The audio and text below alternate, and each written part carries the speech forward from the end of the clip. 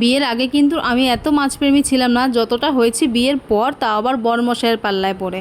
কারণ আমাদের এই বাড়িতে প্রচুর মাছ খাওয়া হয়, তোমরা তো জানোই, ভিডিওতে টুকটাক দেখতেই পারো। আর দেখো এখানে কিন্তু আমি সব গুছিয়ে নিয়েছি, কারণ বরমশাই আজকে খাবে দই কাতলা।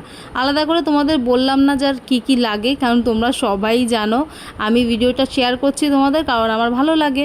আর এখানে দেখো মাছগুলো কিন্তু আমি ভেজেও নিয়েছি তোমাদের সাথে কথা বলতে বলতে। জানো তো, আমাদের ওই বাড়িতে কিন্তু আমি বেশিরভাগটা ডাল আর ভাজা দিয়ে খেয়ে নিতাম, মাছ আমার লাগতোই না। কিন্তু এই বাড়িতে এখন একটু মাছ হলেই মনে হয় ভালো হয়, কে জানে, সবার সাথে থাকতে থাকতে আমারও মনে হয় অভ্যেস হয়ে গেছে।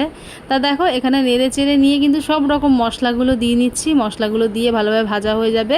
আর না, আমি দইটা দেখাতে স্কিপ করে গেছি, তোমরা কিন্তু অবশ্যই দইটা দিয়ে নেবে আগেই। আগেই না, আসলে দইটা পরে দিলেই ভালো হয়, নয়তো তেতো হয়ে যাবে নাড়তে নাড়তে। তা দেখো জলটা দিয়ে নিলাম, জলটা দিয়ে ভালোভাবে নেড়ে মাছগুলো দিতে হবে। আর বাড়িতে না এরকম আধুনিক রান্না হলে কিন্তু আমিই করি, আধুনিক না আর কি, সবাই করো বাড়িতে, কিন্তু এই টাইপের রান্না হলে বেশিরভাগটা আমিই করি, শাশুড়ি মা করতে চায় না। তা গরম মশলা আর ঘি দিয়ে সুন্দরভাবে পরিবেশন করে দিলাম। কেমন হয়েছে অবশ্যই কমেন্টে জানিও।